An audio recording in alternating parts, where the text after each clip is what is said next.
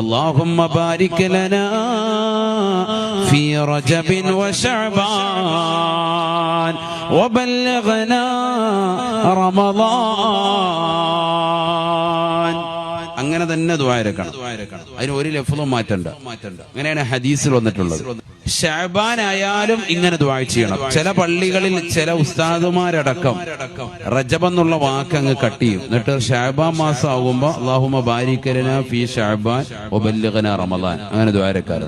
അത് പാടില്ല. ശ്രദ്ധിക്കേണ്ട വിഷയം. എന്തുകൊണ്ട് പാടില്ല? ഇബ്നു ഹജറുൽ ഹൈതമി റളിയല്ലാഹു അൻഹു തുഹ്ഫത്തുൽ മുഹ്താജി എന്ന് പറയുന്ന ഷാഫി മദ്ഹബിലെ പ്രബലമായ ഗ്രന്ഥത്തിൽ രേഖപ്പെടുത്തുന്നുണ്ട്, മഅ്സൂറായ ചില പ്രാർത്ഥനകളുണ്ട്. മുത്തുനബി സല്ലല്ലാഹു അലൈഹി വസല്ലമ തങ്ങൾ മുഖേന വന്ന പ്രാർത്ഥന, അല്ലെങ്കിൽ ഖുർആനിൽ പറഞ്ഞപ്പെട്ടതാകുന്ന പ്രാർത്ഥനകൾ, അത് അതേപോലെ തന്നെ തുടർത്തിക്കൊണ്ട് വരലാണ് വേണ്ടുന്നത്. അത് ശഅബാൻ മാസമായല്ലോ, റജബ് കഴിഞ്ഞല്ലോ, ഇനി റജബിനെ പറയേണ്ടതില്ലല്ലോ എന്ന് ന്യായീകരണവാദം ഉന്നയിക്കാൻ പാടില്ല.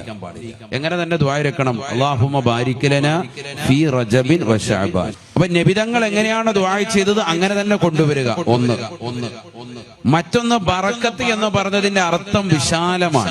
ബറക്കത്ത് എന്ന് പറഞ്ഞാൽ എന്താ അതിന്റെ അർത്ഥം? അധികരിച്ചതാകുന്ന നിഅമത്തുകൾ, അനുഗ്രഹങ്ങൾ ലഭിക്കുക, അതിനോടൊപ്പം തന്നെ അത് നിലനിൽക്കുക എന്നുള്ളതാണ് ബറക്കത്ത്.